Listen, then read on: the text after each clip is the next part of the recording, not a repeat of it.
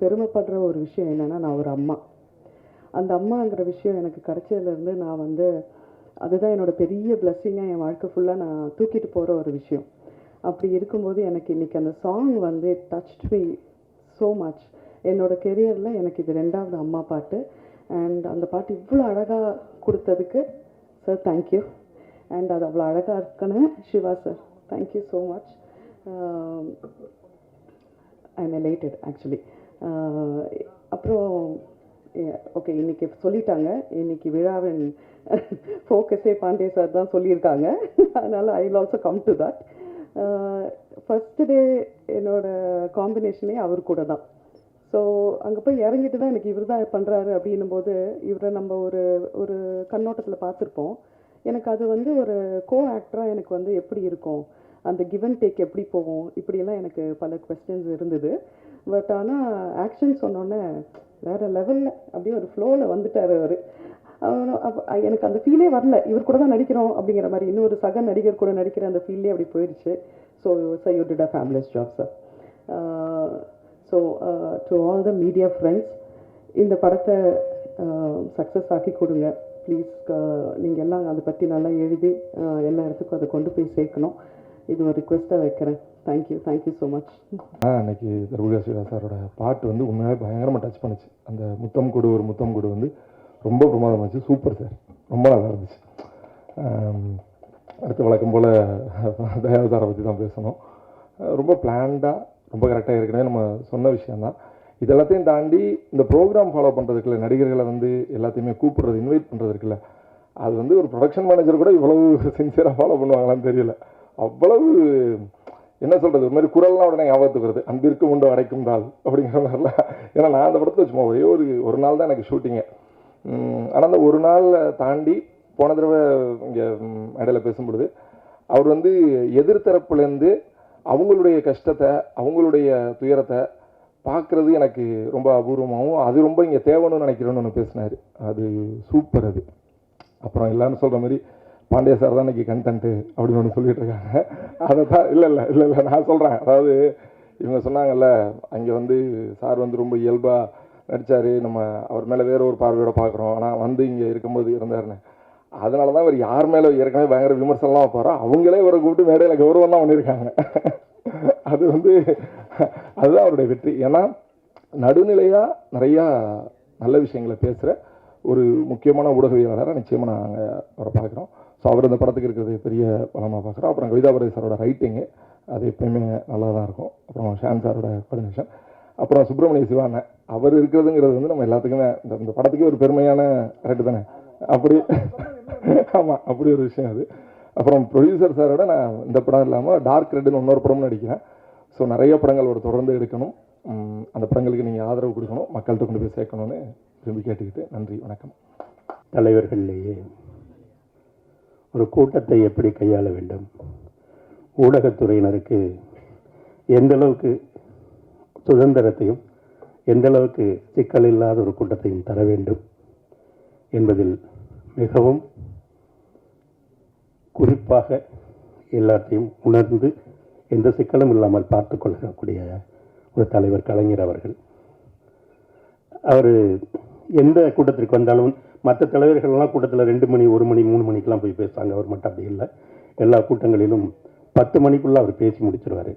காரணம், அது 10 மணிலேயே 9 மணிக்கு முதல்ல தொடங்கும் போதே அன்றைய முக்கிய செய்திகளை பேசிவிட்டு, இன்னைக்கு இதுதான் முக்கியமான செய்தி, நாங்கள் அதுக்கு பிறகு கொஞ்சம் பேசுவோம், அதனால் சீப் ரிப்போர்ட்டர்லாம் கிளம்புங்க, போய் தலைப்புச் செய்திகளை ஏற்றிருங்கன்னு சொல்லிடுவார். அந்த மாதிரி ஒரு நாளைக்கு 4 ப்ரெஸ் மீட் 5 ப்ரெஸ் மீட் எல்லாம் பார்த்துட்டு வந்து மிகவும் நெருக்கடிகளோடு உட்கார்ந்துருக்கிற உங்களுக்கு உங்கள் கஷ்டம், உங்கள் சிக்கல்கள் அந்த இடத்திலிருந்து புரிந்து வந்தவர் நான் என்பதால் மிகச் சுருக்கமாக பேசி விடுகிறேன். சுருக்கமாக பேசுகிறேங்கிறது தான் இவ்வளோ நீளமாக பேசியிருக்கேங்கிறத நீங்கள் புரிஞ்சுக்கணும். ஒரு பொது புத்தியில் என்ன சொல்லப்பட்டிருக்கிறதோ, என்ன எழுதப்பட்டிருக்கிறதோ, பொது சமூகம் எதை புரிந்து கொண்டிருக்கிறதோ, எதை எப்படி நடத்துகிறதோ அதை அப்படியே சொல்வதற்கு ஒரு கலைப்படைப்பு தேவையில்லை. கலை சாமானியர்களுக்கானது, சரியாக சொன்னால் மைனாரிட்டிகளுக்கானது. பொதுவாக நமக்கு இப்போது இந்த தலைமுறைக்கு நாம் உட்பட சட்டத்தின் மீதும் நீதியின் மீதும் நம்பிக்கை குறைந்து வருகிறது, அல்லது நீதிக்காக காத்திருக்கிற பொறுமை நமக்கு குறைந்திருக்கிறது. எந்த குற்றம் நடந்தாலும் நாம் விரும்புகிற நியாய தீர்ப்பு என்னன்னா, அவங்கள என்கவுண்டரில் போட்டுறணும் அப்படிங்கிறது தான் இன்றைக்கு மொத்த சமூகம் மொத்தம் நாடும் எதிர்பார்க்கிறது. அது என்கவுண்டர்னா என்ன அப்படியெல்லாம் ஒன்றும் இல்லை. சாதாரண மாவுக்கட்டு கையங்காலையும் போட்டு போலீஸ் ஸ்டேஷனில் ஒருத்தர் வந்து அடுத்த நாள் மாவுக்கட்டு போட்டு கூட்டிகிட்டு வந்துட்டான்னா நமக்கு பாதி நீதி வென்று விட்டதாக நாம் நம்புகிறோம். அதில் காசு இல்லாதவனுக்கு உண்மையான கட்டு, பணம் இருக்கிற குற்றவாளிகளுக்கு அந்த கட்டுக்குள்ளே ஒன்று இருக்காது, வெறும் கட்டுத்தான் இருக்கும் என்பது நம்மில் பலருக்கு தெரிந்திருக்கு, நியாயமில்லை. அப்படி என்கவுண்டரையும் மரணத்தையும் உடனடி தண்டனையாக கருதுகிற இந்த சமூகத்தில் இந்த படம் நீதி தருகிற, நீதிமன்றம் தருகிற மரண தண்டனையே வேண்டாம், அதை மீண்டும் மறுபரிசீலனை செய்யுங்கள் என்பதை பேசுகிறது. அந்த வகையில் தயாள் பத்மநாபன் வெறும் ஒரு வணிகத்திற்கான இயக்குனர் அல்ல, அவர் இந்த சமூகத்திற்கான பொறுப்பை உணர்ந்து படத்தை எடுத்திருக்கிற இயக்குனர். அவர் கன்னடத்தில் தனக்கென ஒரு பாணியை வைத்து, தனக்கென ஒரு வட்டத்தை வைத்து, இங்கு நாம் யாரையெல்லாம் போற்றுகிறோமோ போற்றினோமோ அந்த போற்றப்படுகிற ஒரு இயக்குனராக தமிழ்நாட்டிலிருந்து போய் கன்னடத்தை வெற்றி கொண்டிருக்கிற ஒரு இயக்குனர். அவருக்கு உங்கள் அனைவர் சார்பாகவும் நான் வாழ்த்துக்களை தெரிவித்துக் கொள்கிறேன். இந்த படம் வந்து இது முன்னோட்டம் என்பதனால் இதுக்கு மேல் நான் கதைக்குள்ளே நான் போக விரும்பல. இது முன்னோட்டம். தர்புகா அவர்களை பற்றி ஷான் பேசினார், பேசியவர்கள்லாம் தொட்டு விட்டு சென்றிருக்கிறார்கள்.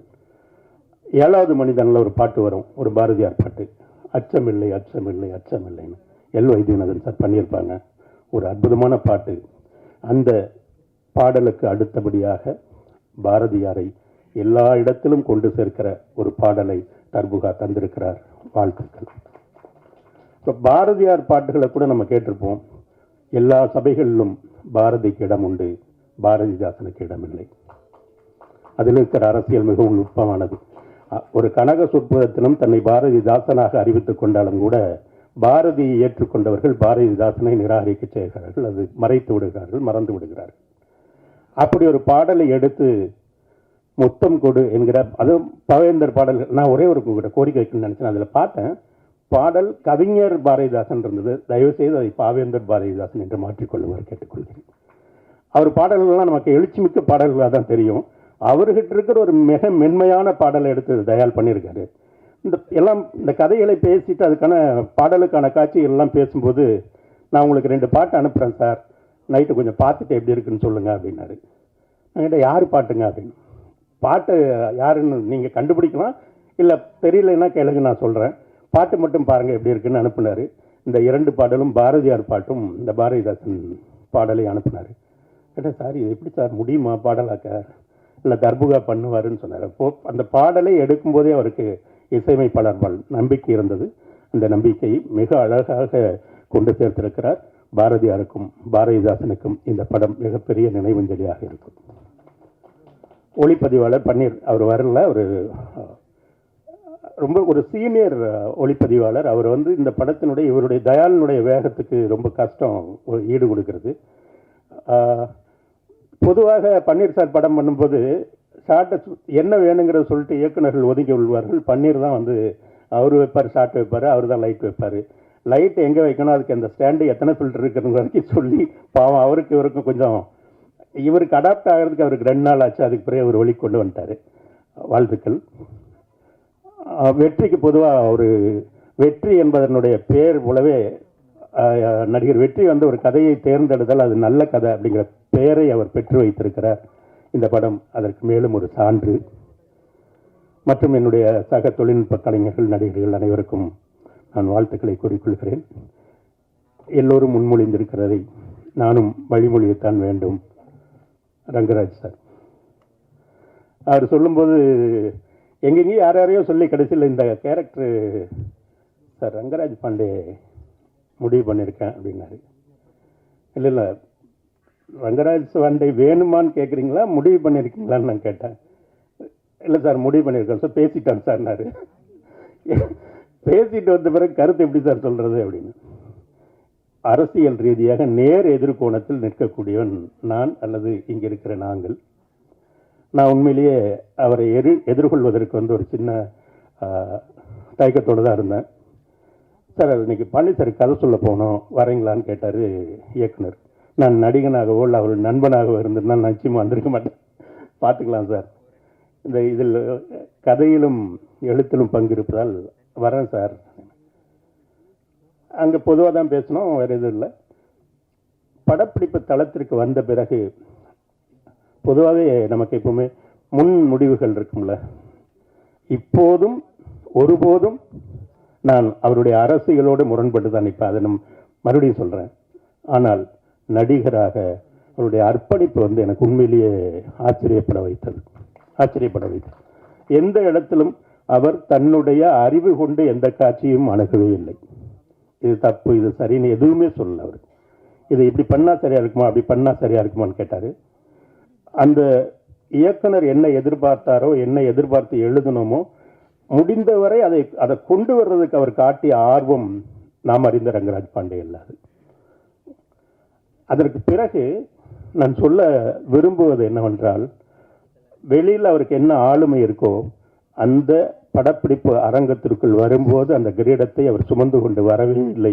கேரவான்குள்ளே வச்சிருந்தாரான்னு தெரியாது, இல்லை வீட்டிலேயே கழட்டி வச்சிட்டாரான்னு நாங்கள் பார்க்கவே இல்லை. ஒரு ஃபோன் அவர் வந்து கேமராவுக்கு முன்னாடி பேசவே இல்லை. எப்போதும் ஒருத்தர் அழைத்து அவருக்காக ஒரு செகண்டு கூட காத்துக்கிட்டு இருந்ததில்லை அவர் வர்றதுக்காக. இன்னொன்று போய் கேரவானில் உட்காருங்கன்னு சொன்னாருன்னா அவர் நான் வேணாம் சார், நான் அங்கேயே இருக்குன்னு பக்கத்துலேயே சேர் போட்டு உட்காந்து பார்த்துக்கிட்டே இருந்தார். அது உண்மையிலேயே அவருடைய அர்ப்பணிப்பை நான் வியந்து பாராட்டுகிறேன். ஒரு இதில் ஒரு டயலாக் வரும், இது இவர் சொல்லார் சட்டத்தை பற்றி அவர் பேசும். இந்த படம் என்னவென்றால், இந்த படம் ஒரு புதிய அனுபவமாக இருக்கும் என்று நான் நம்புகிறேன். ஏனென்றால் இந்த படம் காட்சிகளை விடவும் உரையாடல் மூலமாக மிகப்பெரிய தர்க்கத்தையும் விவாதத்தையும் ஒவ்வொரு காட்சிகளுக்குள்ளும் நடத்தி கொண்டே போகிற படம் தான் இது. ஒரு தூக்கு தண்டனை கைதி அரசினுடைய கருவியாக இருக்கிற ஒரு ஜெயிலர், இவங்க ரெண்டு பேருக்கும் நடக்கிற பெரும்பான்மையான உரையாடல் தான் இந்த படம். அந்த அரசினுடைய அதிகாரத்தினுடைய சின்னமாகத்தான் அவர் வந்து பாண்டி பண்ணியிருப்பார். அதில் பேசும்போது ஒரு டைலாக் வரும், ஒரே நாடு ஒரே சட்டம். சார் இது நீங்கள் எனக்குன்னே எழுதுனீங்களா சார், என்ன வச்சு பேச வைக்கிறீங்கன்னாரு. உண்மையிலே அவருடைய பணி புரிந்தது மிகவும் நல்ல அனுபவம் சார். நம்ம வெளியில் அரசியலாக எல்லாத்துலேயும் சண்டை போடுவோம், இன்னும் 100 படங்களுக்கு மேல் நம்ம சேர்ந்து ஒர்க் பண்ணுவோம் அப்படிங்கிற எதிர்பார்ப்பை ஆசையும் தூண்டக்கூடிய விதத்தில் அவருடைய நடவடிக்கைகள் அமைந்திருந்தது. ஏனென்றால் மாற்று கருத்து பேசும்போது நம்ம எல்லாரையும் பேசுகிறோம், அதில் சரியாக இருக்கிற விஷயத்தை மிகச்சரியாக நாம் அடையாளம் காட்ட வேண்டும் என்கிற உண்மையோடு நான் இந்த வார்த்தைகளை சொல்கிறேன். மற்றும் தம்பி சிவா, லிசி, மதன், அருவி மதன் தான் எனக்கு தான் அருவி முதல் படம், நானும் அவரும் ஒரே ஸ்கூலில் அப்படி வச்சுக்கலாம். சபரீசன் எங்கள் ரேடன், இது என்னுடைய குடும்பத்தினுடைய விழா. நண்பர்கள், கலைஞர்கள், நடிகர்கள், தொழில்நுட்ப கலைஞர்கள், ஊடகவியலாளர் அனைவருக்கும் மீண்டும் ஒரு முறை எனது நன்றி. உங்களுடைய வாழ்த்துக்களையும் உங்களுடைய உற்சாகத்தையும் எதிர்பார்த்து காத்திருக்கிறோம். நன்றி, வணக்கம். முடியாது, அவர் தான் வந்து மாற்றி விட்டாங்க என்னைய. நான் அந்த விவரம் தெரிஞ்சேன். நான் எவ்வளோ வருஷம் இந்த வருஷத்தில் உட்காந்துருக்கேன், 27 வருஷமாக அந்த இடத்துல உட்காந்துருந்தேன். ரொம்ப ஆச்சரியமாக இருக்குது எனக்கு. முன்னாடி வந்து உங்கள்லேயே இருந்து வந்த ஒருத்தன் அப்படிங்கிறனால ரொம்ப ஒரு ஹாப்பியான மொமெண்ட்டாக இருக்குது. அன்னைக்கு வந்து நாங்கள் உள்ளே வரும்போது எல்லாமே பேப்பரும் பேனாவும் கையில் எடுத்து வச்சுட்டு நாங்கள் எழுதிட்டுருப்போம். அது வந்து ஷார்ட் ஹேண்ட் படிக்கலை. நான் வந்து அண்ணன் மாதிரி பெரிய சீனியர் ஜேர்னலிஸ்ட்டுகள்லாம் வந்து கடகடன்னு அடிக்கும்போது நாங்கள் வந்து எழுத்தில் வந்து எழுதிட்டு ஒரு குறிப்பான வார்த்தையெல்லாம் எழுதி பண்ணிக்கிட்டு இருக்கோம். அதுக்கப்புறம் எங்கள் காலத்தில் தான் வந்து டெலிவிஷன் வந்துச்சு. அப்போ டெலிவிஷன் மீடியாவுக்கும் எங்களுக்கும் பொறாமையாக இருக்கும். அவங்க வந்து அரசியல்வாதிகள்லாம் பேட்டி கொடுக்கும்போது டிவி சேனல்ஸ் பேரை சொல்லி அவங்கெல்லாம் வந்துடலாம் அப்புறம் கொடுப்போம். அப்போ நாங்கள்லாம் யார் அப்படின்னு சண்டைக்கு வேறு போகும். இப்போ பேப்பரும் போயிடுச்சு, கேமராவும் போயிடுச்சு, மொபைல் வந்து முன்னாடி நிற்கிது, அது அடுத்தடுத்த கட்டத்துக்கு போய் நிற்கிது. ப்ரெஸ்ஸு ஷோ அப்படின்னு தனியாக ஒன்று போடுறாங்க, இன்ஃப்ளூயன்சர் ஷோ அப்படின்னு ஒன்று தனியாக போடுறாங்க, நடுவில் ஒரு ஷோ போடுவாங்க போல். பெரிய அளவில் டெவலப் ஆகி நிற்குது. அதனால் கொஞ்சம் வச்சு செய்யாமல் கொஞ்சம் பார்த்து செய்யுங்க. நாளைக்கு நான் முதலமைச்சர் ஆனால் உங்களெல்லாம் நல்லா கவனிச்சுக்கிடுவேன். பன்னீர் அண்ணன் வந்து கேமராமேன், அவங்களுக்கு தான் நான் வந்து முழு நன்றியை சொல்லணும். அது வந்து ரொம்ப பியூட்டிஃபுல்லாக என்னையும் பார்க்கும்படியாக காட்டினவர். ஏன்னா நேர்கொண்ட பார்வையோ ரணசிங்கமோ மற்ற படங்கள்லாம் வந்து அந்தந்த நட்சத்திரங்கள் கூட நடித்ததுனால நமக்கு வந்து ஒரு வெளிச்சம் கிடச்சிருச்சு. இதில் வந்து ஒரு இருட்டான அறை, ஒரு விடிகாலை பொழுது, அது வந்து ஒரு 4க்கு 4 அறை. அதில் வந்து எவ்வளோ தூரம் ஆங்கிள் வைக்க முடியுமோ நம்ம அண்ணன் சுருணை சிவானன் சொன்ன மாதிரி வந்து அது ஒரு சிறை அறைக்குள்ளே நடக்கக்கூடிய ஒரு இடத்துல மொத்தம் 4 சுவர் தான். அப்போ எவ்வளோ மல்டிபிள் ஃப்ரேம் வச்சா ஒரு வெரைட்டி கிடைக்கும் அப்படிங்கிறத வந்து பன்னீர் அண்ணன் வந்து படாத பாடுபட்டு எடுத்தாங்க. அது வந்து கிட்டத்தட்ட ஒரிஜினல் சிறையில் எடுக்கப்பட்ட விஷயம். அது வந்து அண்ணனுடைய எக்ஸ்பீரியன்ஸை நான் வந்து அன்னைக்கு பார்த்தேன் கண் கூட. ரொம்ப மறக்க முடியாத ஒரு கேரக்டர், ரொம்ப இன்ட்ரெஸ்டிங்காக இருந்தது. கவிதா பாரதி அவர்கள் வந்து நிறையா சொன்னாங்க. வந்து நம்ம என்ன சொன்னாலும் நேர் எதிர நிற்பார் அப்படின்னு. நான் அவர் பக்கத்துலேயே தான் வர்றேன்றேன், அவர் தான் தள்ளி தள்ளி விடுறாரு. இன்னைக்கு கூட கடைசியில் அவர் பக்கத்தில் உட்காந்தேன், அவர் தான் தள்ளி விட்டு போய் நடுவில் போனார். நடுவில் போங்க, மத்தியில் போங்க, ஒன்றியத்துக்கு போங்கன்னு அனுப்பி விடுறது பூரா அவங்க. அனுப்பி விட்டுட்டு நாங்கள் கடைசியில் இருக்கோம், அவர் பார்த்தீங்களா மத்தியில் இருக்காருன்னு சொல்கிறது அவங்க. ரெண்டும் அவங்க தான் செய்கிறாங்க. நம்ம என்ன செய்யறது? நம்ம எங்கே போச்சுட்டாலும் போகிறோம், எங்கே போகிறதுனாலும் சொல்கிறோம். நம்ம வந்து அவ்வளோதான் பண்ணிகிட்டு இருக்கிறோம். வந்து ஸோ அவங்க நினைக்கிற மாதிரி அப்படிலாம் ஒன்றும் பெரிய முரண்கள்லாம் ஒன்றும் கிடையாது. எங்கள் அண்ணன் அமீர் அண்ணன் அவங்களும் வந்து இதே மாதிரி வேற ஒரு நேர்காணலில் சொல்லும்போது சொன்னாங்க, அண்ணன் கவிதா பாரதி பயன்படுத்திய வார்த்தையை தான் சொன்னாங்க. நாங்கள் கொள்கைன்னு வந்துட்டால் நாங்கள் எந்த நிலைப்பாடு எடுத்தாலும் அதுக்கு நேர் எதிர் நிலைப்பாடில் நிற்கிறவர் தம்பி பாண்டே. ஆனால் அவர் என்னுடைய உறவு, என்னுடைய நட்பு, என்னுடைய தம்பி அவர். ஆனால் யாரையுமே ஒரு வார்த்தை கூட மரியாதை குறைவாக பேச மாட்டார். ஒரு திருன்னு சொல்லியோ ஒரு அவர்கள்னு சொல்லியோ சொல்லாமல் சொல்ல மாட்டார் அப்படின்னு சொன்னார். நமக்கு வந்து எல்லாத்தோட பெரிய விஷயம் உறவு நட்பு தான், வேற ஒன்றுமே கிடையாது. அந்த உறவையும் நட்பையும் பேணாமல் இருந்துட்டு நீங்கள் பணத்தையோ பேரையோ புகழையோ சம்பாதிச்சு என்ன செய்ய போகிறீங்க அப்படின்னு பார்க்குறோம். ஸோ வாழும் காலத்தை விட பாரதியை போல ரொம்ப ஏழ்மையை வறுமையை சந்தித்த ஒருத்தன் பார்க்க முடியாது. பாரதி நம்மை விட்டு பிரிந்த பிறகும் இன்னைக்கு வரைக்கும் வந்து அசைக்க முடியாத ஒரு இடத்துல இருக்கிறார். ஸோ வந்து வாழும்போது நீங்கள் என்னவாக இருந்தீர்கள் என்பதல்ல, வாழ்க்கைக்கு பிறகு உங்களை உலகம் என்னவாக பார்க்கிறது அப்படிங்கிறது. அது வந்து ஒரு உறவு நட்பு இல்லாமல் நம்ம வேற என்ன செஞ்சிட போகிறோம் அப்படிங்கிற ஒரு எளிமையான சொன்னாங்க. கொள்கை முரண் எல்லாருக்குமே இருக்கும். இந்தியாவில் நடக்கக்கூடிய பாதி கொலைகள் அண்ணன் தம்பிக்குள்ளேயும் புருஷன் பொண்டாட்டிக்குள்ளேயும் தான். உங்களுக்கு தெரியும், நம்ம சொத்து தகராறில் அண்ணன் வெட்டி கொள்ளையும். கூட பிறந்த அண்ணன் ஒரு தாய் மக்கள். அது இன்னைக்கு ரொம்ப ட்ரெண்டு. லேட்டஸ்டாக லாஸ்ட் 10 இயர்ஸாக நீங்கள் பார்த்து கணவன் இறந்தான்னு முதல்ல ஒய்ஃபோட ஃபோனை தான் செக் பண்ணுறாங்க. கணவன் இருந்தால் முதல்ல ஒய்ஃப் இருந்தால் முதல்ல கணவனோட ஃபோனை தான் செக் பண்ணுறாங்க. ரெண்டுக்குள்ளேயும் பாதி கேஸ் முடிஞ்சது, மீதி கேஸ் எதாவது கஷ்டப்பட்டு என்ன. அப்போ உறவா நட்பா ஒன்றுக்குன்னா இருந்தவங்களுக்குள்ளேயே இவ்வளோ பகை இருக்கும்போது அப்புறம் வாழ்ற என்ன இருக்குது? ஸோ கொள்கை முரண் இல்லாத இடமே இல்லை. அந்த கொள்கை முரணை எப்படி நீங்கள் வெளிப்படுத்துறீங்கிறது இருக்குது. நாம் வந்து நம்முடைய பாலிசியை சொல்கிறோம், அவங்க பாலிசி சொல்கிறாங்க. எது சரியோ மக்கள் ஏற்றுட்டு போகிறாங்க. 2 பேர் ஆளாளுக்கு ஒரு பாலிசியை சொல்லிட்டு போனபோது மக்கள் சம்பந்தம்லாம் வேற ஒருத்தரத்துக்கு உட்கார வச்சு இல்லையா? அதனால் ஒன்றும் பிரச்சனை இல்லையா? நம்ம வந்து யார் என்னாலும் பாலிசி சொல்லிட்டு எது பிடிச்சிருக்கோ பிடிக்கலையோ, எனக்கு இது பிடிச்சிருக்கு மக்கள் முடிவு பண்ணிட்டாங்கன்னு அப்புறம் வந்து என்னுடைய கொள்கை பெரிதா இன்னொரு கொள்கை பெரிதா, மக்களுக்கு வந்து எல்லாமே தெரியும். நாம் நமக்கு முடிஞ்ச விஷயத்தில் ஒரு எளிய மொழியில் ஒரு இனிமையான மொழியில் சொல்லணும் அப்படிங்கிற மட்டும்தான் என்னுடைய எண்ணம். அதுக்கு மேலே வரணும் கிடையாது. சபரீஷ் ப்ரொடியூசர் அவர்கள் நான் பார்த்த 11 படம் நடித்தேன். பயங்கர காமெடியாக. நானும் வந்து கவிதாக்கா வந்து கேலியாக வந்து சொன்னாங்களே நடிகர் ரங்கராஜ் பாண்டே அப்படின்னு சொன்னாங்க. நான் என்ன ஓரமாக உட்காந்து குத்த வச்சு உட்காந்துருக்கேன், என்ன போய் நடிகர் சொல்லிக்கல, அவ்வளோ ஒருத்தால நான் இன்னும் ப்ரொஃபஷனலாலாம் ஆகலை அப்படிங்கிற சொன்னேன். போன ப்ரெஸ் மீட்டில் வந்து டேரக்டர் சொன்னார் போல, ஏதோ அந்த பேமெண்ட்லாம் திருப்பி கொடுத்தாரு. அதுவே வந்து நான் நடிகர் ஆளுங்கிறக்கான உதாரணம். நடிகர் ஆன பிறகு நம்ம கொஞ்சம் பார்த்துட்டு என்ன சரியாக வரல அப்படிங்கிற மாதிரி, சரியாக வரல என்ன அது இல்லை என்ன வெரி ஸ்லைட் பாய் எங்கே ஆப்பிள் ஜூஸ் கொடு அப்படின்னு நம்மளும் கேட்கலாம். பிறகு வந்து கேட்கலாம். நான் பார்த்த ரொம்ப 11 படம் பண்ணியிருக்கிறேன். அதில் 2 படம் வந்து சாரோடைய ப்ரொடக்ஷன்லேயே பண்ணியிருக்கிறேன். ரொம்ப இன்ட்ரெஸ்டிங்கான ப்ரொடியூசர், ரொம்ப எளிமையான ப்ரொடியூசர்.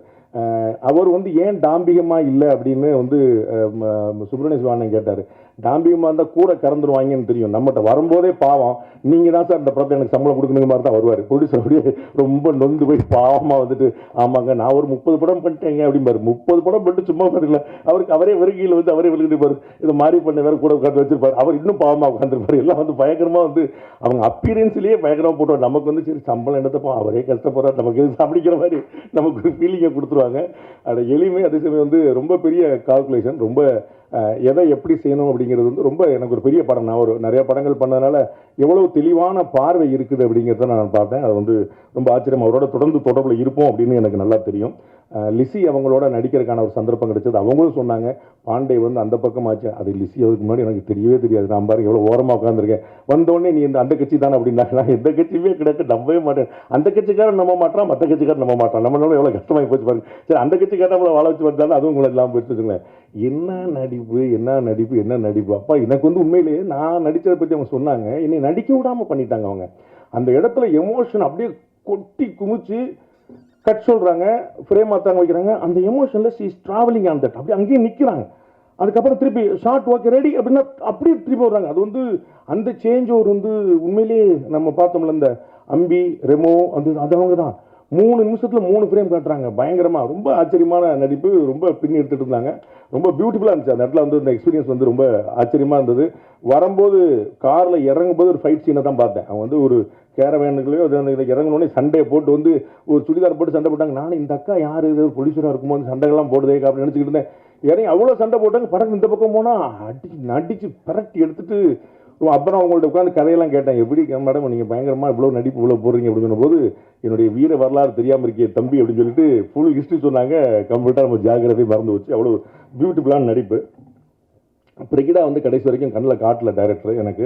அதனால் எனக்கு அவங்க தெரியல. பட் வந்து அவங்களுடைய அந்த ட்ரைலரை பார்த்த பிறகு என்னால் ஃபீல் பண்ண முடிஞ்சது. அவன் வந்து நேரில் பார்க்கறதுக்கு இருக்கிறவங்க அது எப்படி நடிப்புன்னு வந்தால் எவ்வளோ பெரிய சேஞ்சர் கொடுத்துருக்கான்னு பார்க்கணும். ரொம்ப பியூட்டிஃபுல்லாக பண்ணியிருக்கிறாங்க. வெற்றி சார் சொல்ல வேண்டியதே இல்லை. நான் வந்து அங்கே இதுக்கு முன்னாடி வந்து ஒரு ப்ரெஸ் மீட்டாக தனியாக வச்சுருந்தவங்களும் நிறைய பேர் வந்திருப்பாங்க நினைக்கிறேன். அது வந்து அந்த கிரெடிட் வந்து ஃபுல்லாக டைரக்டர் தான் கொடுக்கணும். நம்ம சேனல்ஸ் இன்டர்வியூஸ் வந்து கொடுக்கும்போது 12 மணி நேரம் 15 இன்டர்வியூ அடி நாக்கு தள்ள அடிச்சு ப்ரொடியூசர் வந்து இல்லை சார் நீங்கள் கோபரப்படுங்க சார். டைரக்டர் வந்து அடிச்சு விடவே இல்லை, அசரவே இல்லை. முதல்ல நாங்கள் 4 பேர் பேட்டி கொடுக்க ஆரம்பித்தோம். 4 பேட்டிக்கு அப்புறம் வந்து 3 பேர் பேட்டி கொடுக்க ஆரம்பித்தோம். 8 பேட்டிக்கு அப்புறம் 2 பேர் பேட்டி கொடுக்க ஆரம்பித்தோம். என்னையும் விட மாட்டேன், நானும் வந்து கிளம்பிடலாம் பார்த்தேன். டைரக்டர் விட்டவே மாட்டார். கதற இன்னைக்கு சிஎம் பேசினார்ல இப்போ அசம்பிளியில், அந்த மாதிரி வந்து கதற அடிச்சு 15 பேட்டி கொடுத்த அப்புறம் நம்ம வெளியே அனுப்புனாங்க. அப்போ வந்து நான் சொன்னேன், அந்த பேட்டியில் சொன்னது தான். அது வந்து திரு வெற்றி அவர்களுடைய கண்ணு பேசுது. அது வந்து ஒரு பெரிய அளவில் வந்து ஒரு ரியாக்டிவான ஐஎஸ்ஸாக இருக்குது. அது வந்து ஒரு ஆஃபீஸர்கிட்ட பேசுகிறதுக்கும் ஒரு அம்மாட்ட பேசுகிறதுக்கும் அந்த சேஞ்ச் வந்து ரொம்ப பியூட்டிஃபுல்லாக காட்டுறாரு. ரொம்ப ஆச்சரியமான நடிப்பு இருந்தாலும் மற்ற ஜாலியான விஷயங்கள்லாம் ஒரு நிறையா இருக்குது அவருக்கு வந்து. பட் இந்த சீரியஸான விஷயத்த ஒரு டயலாக்காக டெலிவரி பண்ணுறதுல வந்து ரொம்ப பெரிய லென்த்தி டயலாக்ஸ் உங்களுக்கு தெரிஞ்சிருக்கும். அதை நேர்கொண்ட பார்வை படத்துலேயே அஜித் சார் சொல்லியிருந்தாங்க, 6 படத்துக்கான டைலாக்ஸ் அந்த ஒரே படத்தில் வச்சுட்டாங்க அப்படின்னு. கோர்ட் சீன் இருந்தால் அப்படி இருக்கும். அதே மாதிரி தான் இதுலேயும் பார்த்தீங்கன்னா ஏகப்பட்ட டைலாக். அது வந்து ஒரு ஃப்ரேம் கூட நான் பேப்பரை பார்க்கவே இல்லை. நான் கையிலே பேப்பர் கையமாக உட்காந்து பேரில் சார் சொன்னார்ல, கவிதா பாரதி சொன்ன கேரவனுக்கே போல எங்கே போக எனக்கு தான் அடுத்த டைலாக் சொல்லுமே பீதியிலே வச்சுருந்தாங்க நம்மளை. ஏன்னா டைரக்ட் வந்து ரொம்ப மெட்டிகுலஸாக பிளான் பண்ணிருக்காரு. அதாவது மைனூட்டாக பிளான் பண்ணிருக்காரு. எங்கேயுமே வேஸ்டேஜ் இருந்துடக்கூடாதுன்னு எடிட்டர் சாருக்கு வந்து கொஞ்சம் கம்மியான வேலை தான் இருந்திருக்குன்னு நினைக்கிறேன். அந்த அளவுக்கு வந்து ஃபுல்லாக ரொம்ப பிளான் பண்ணி இதுதான் அவங்க ஃப்ரேமையே முதலே முடிவு பண்ணிட்டாருங்கனால ரொம்ப ஆச்சரியமாக இருந்தது. அந்த ஒர்க்கு ரொம்ப பியூட்டிஃபுல்லாக பண்ணோம். அது வந்து மறக்க முடியாது. தர்புகா சிவா சார் வந்து நான் இன்னைக்கு தான் ஃபஸ்ட் டைம் பார்க்குறேன். நான் வந்து ட்ரெய்லரை வந்து மாதிரி 2-3 விஷயங்களை வந்து டைரக்டர் ஏற்கனவே காட்டின போதே நான் சொன்னேன், இந்த வார்த்தை தான் சொன்னேன். இன்னைக்கு தர்புகா சார்ட்டையும் சொன்னேன். அதாவது பாரதியாருடைய பாடல்களை ஒரு சினிமாக்காக மாற்றுறதுங்கிறது சுலபம் இல்லை.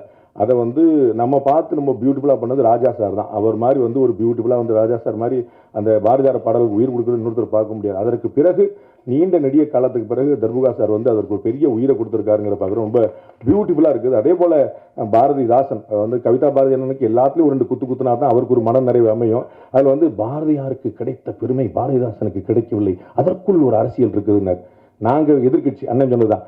பாரதிதாசனுக்கு கிடைத்த விஷயம் பாரதியார் கிடைக்கலன்னு நினைக்கிற குறிப்பிடாங்க. நான் வந்து செல்ல இடமெல்லாம் உங்களுக்கு தெரியும், நிறைய பேர் பார்த்துருப்பீங்க. பாரதிதாசனுடைய அந்த ஒரு பொன்மொழி, அதை தான் நான் எல்லா உரைகளையும் முதல்ல ஆரம்பிப்பேன். எங்கள் வாழ்வும் எங்கள் வளமும் மங்காத தமிழன்று சங்கே முழங்கு அப்படிங்கிறது தான். அதை விட ஒரு வரி வந்து இன்னொன்று தேவையில்லை. அது வந்து பாரதியாருக்கு மரியாதை கிடைச்சதா கிடைக்கலையா அப்படிங்கிறது இல்லை.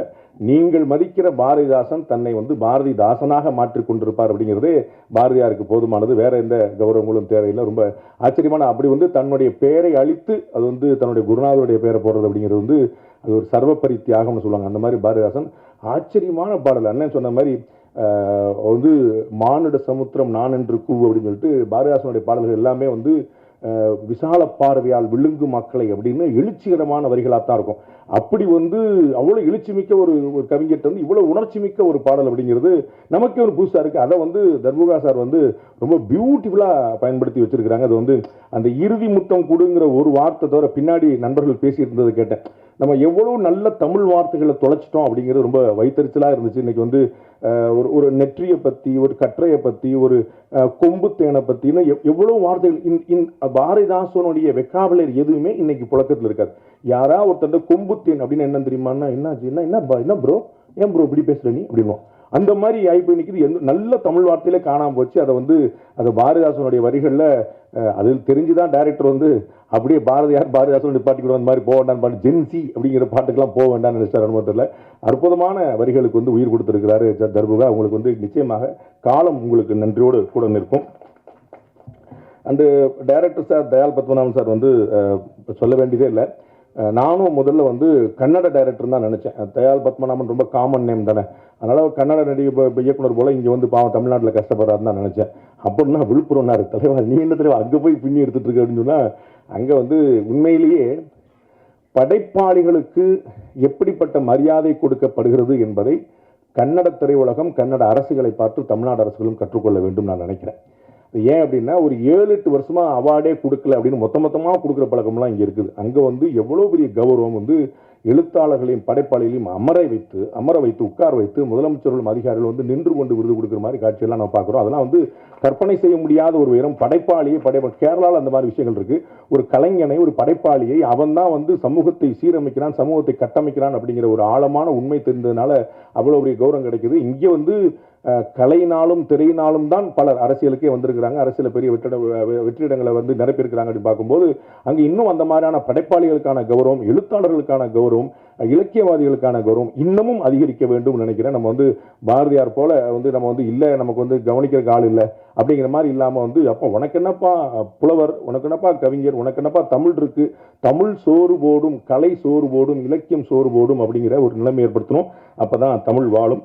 அந்த மாதிரி ஒரு ஆச்சரியமான ஒரு இயக்குனர். நான் வந்து அவருடைய மெட்ரிகுலஸ் பிளானிங்கை வந்து பார்த்தேன். நான் வந்து ப்ரொடியூசர்கிட்ட அவ்வளோ புகழ்ந்து சொல்லியிருக்கிறேன் டைரக்டரை பற்றி, பயங்கர ஆச்சரியங்க அப்படின்னு சொல்லிட்டு. நான் வந்து அடுத்தடுத்த படங்களில் வந்து அவங்க எப்படிலாம் பண்ணுறாங்க, அவங்க வந்து தயாளன் சார் மாதிரி பண்ணுறாங்களாம் பார்க்க ஆரம்பிச்சேன். அவ்வளோ தூரம் அறிவே கிடையாது எனக்கு சினிமா பற்றி. இருந்தாலும் அப்படி பார்த்து அப்படி பண்ணுற அவ்வளோ வெல் பிளான்டு, கம்ப்ளீட்டாக எல்லாமே ஸ்ட்ரக்சர்டு பண்ணியிருக்காங்க. எதுவுமே புதுசாக அந்த கட்டத்தில் வந்து மாத்திரம் அப்படிங்கிறதே கிடையாது. ஃப்ரேம்லேருந்து எல்லாமே அவ்வளோ ரொம்ப மெட்டிகுலஸாக பண்ணியிருக்காங்க. எல்லாருக்கும் தெரியும் உங்களுக்கு 20 நாளில் படம் முடிச்சாரா 21 நாளில் படம் முடிச்சாரா, அவருடைய பேட்டர்னே அப்படி தான் இருக்குங்கிறத நம்ம பார்க்குறோம். 75 லட்சம் ரூபா இருந்தால் நான் நல்ல படம் பண்ணிடுவேன், ரிச்சான படம் பண்ணிடுவேன்றார். 50 லட்ச ரூபா 60 லட்ச ரூபா இருந்தால் நான் அவ்வளோ பெரிய படம் பண்ணிடுவேன்னு நினைக்கிறாரு. இந்த மாதிரி டேரக்டர்கள் எல்லாரும் வந்தாங்கன்னா எங்கள் அண்ணன் மாதிரி ப்ரொடியூசருக்கு ரொம்ப சந்தோஷமா இருப்பாங்க. அதனால வந்து நீங்கள் பார்த்துட்டு கவிதா பாரதி என்ன சொன்ன மாதிரி நீங்கள் வந்து வணிகத்துக்கான படம்லேயே நினைச்சிடாதீங்க. வணிகத்துக்கான படம் தான். வணிகத்தில் வந்து தயாளன் சாரும் மாஸ்டர், சபரிசன் சாரும் மாஸ்டர் 2 பேர் சேர்ந்து உட்கார்ந்தா எப்படி இருக்குன்னு பார்த்துங்க. அந்த வணிகத்தை ரொம்ப சக்ஸஸ்ஃபுல்லாக தான் பண்ணியிருக்கிறாங்க. அண்ட் படத்துலையும் வணிகத்துக்கான விஷயங்கள் நிறையா இருக்குது. நீங்கள் ஏதோ சீரியஸாக யோசிச்சுட்டு பயங்கரமாக சண்டை போட்டுருப்பாங்க, கமர்ஷியல் எலிமெண்ட்ஸ் நிறையா இருக்குது. நம்ம பார்க்குறதுக்கு என்கேஜிங்காக இருக்குங்கிறது என்னால் கேரண்டியாக சொல்ல முடியும். அவ்வளோ பெரிய விஷயங்கள் உள்ளே கொண்டு வந்திருக்காங்க. பியூட்டிஃபுல்லாக வந்து டைரக்டர் பண்ணியிருக்காங்க. எங்கள் அண்ணன் சுப்பிரமணிய சிவாவை சொல்லாமல் நான் வந்து இது பண்ணால் அது வந்து பாவத்தில் போய் சேரும். அண்ணன் வந்து நிறைய வந்து என்னுடைய தகுதிக்கு மீறி புகழ்ந்தாங்க. இன்னைக்கு ட்ரெண்ட் அதுதான். ஸோ முதலமைச்சர் பாணியில் எல்லாரும் ஒரு குட்டி கதையை சொல்லணும். அதனால் அண்ணன் ஒரு குட்டி கதையை சொல்லி ஒரு திருடனுடைய கதையை சொல்லி வந்து அண்ணன் வந்து பியூட்டிஃபுல்லாக சொல்லி கொண்டு போனாங்க. நிறைய பாண்டேக்கு வந்து அவ்வளோ பேர் தெரிஞ்சிருக்கு. பாண்டேக்கு வந்து தெரியாத ஆளே கிடையாது. பாண்டேக்கு தெரியாத ஆளே கிடையாது. அவங்களுக்கு பாண்டே தெரிஞ்சிருக்கணும்ல. அண்ணன் விவேக் சொன்ன மாதிரி இப்போ எனக்கு கமிஷனர் விஜயகுமார் தெரியும். விஜயகுமாருக்கு என்ன தெரியணும்ல, அதெல்லாம் எனக்கு அண்ணன் மோடியை சொல்றாரு. அப்படி அப்படிலாம் நம்ம வந்து சரி இன்னுமா இந்த உலகம் நம்மளை நம்பிக்கிட்டு இருக்கு அப்படின்னு சொல்லிட்டு ரைட் சொல்லா போனா போய்கிட்டே நம்மள நம்பர் வரைக்கும் சந்தோஷம் அப்படின்னு போயிட்டு இருக்கோம். நானும் வந்து இதே போல ஒரு எளிமையான ஒரு பத்திரிகையாளர் தான். 27 வருஷத்துல 20 வருஷம் கக்கத்தில் பேப்பர் வச்சுட்டு கையில் பேப்பர் வச்சுட்டு ரோடோடாக சுற்றிட்டு இருந்தவன். வெறும் டீ வெறும் காஃபி நான் சொல்லிகிட்டே இருப்போம். நம்ம வந்து சாலிடாகவே எதுவும் ஃபுட்டு போக மாட்டேது, ஏன்னா லிக்விடாக ஃபுட்டு போயிட்டே இருக்கேப்பா அப்படின்னு சொல்லிட்டு அப்படி போயிட்டு இருந்த ஒருத்தன் தான். இறைவனோட கருணை உங்களை போன்ற ஒரு 4 நல்ல மனிதர்களுடைய சந்தர்ப்பம் கிடைச்சது. அண்ணனுடைய வெள்ளை யானைக்காக நான் காத்திருக்கிறேன். அது வந்து ஒரு ஆச்சரியமான ஒரு படைப்பு. அது வந்து அங்கே அப்படியே திரையிலே நிற்கிது, ஒரு ரஃப் கட்லேயே நிற்கிது. அது ஃபைனல் கட்டுக்கு எப்போ வரும்னு நான் பார்த்துட்டு இருக்கேன். அது வந்து நிறைய ஆச்சரியமான படம். உங்களுக்கு தெரியும் பெரிய பெரிய ஆட்கள்லாம் எப்பயுமே வந்து அண்ணனை கூட வச்சிருப்பாங்க.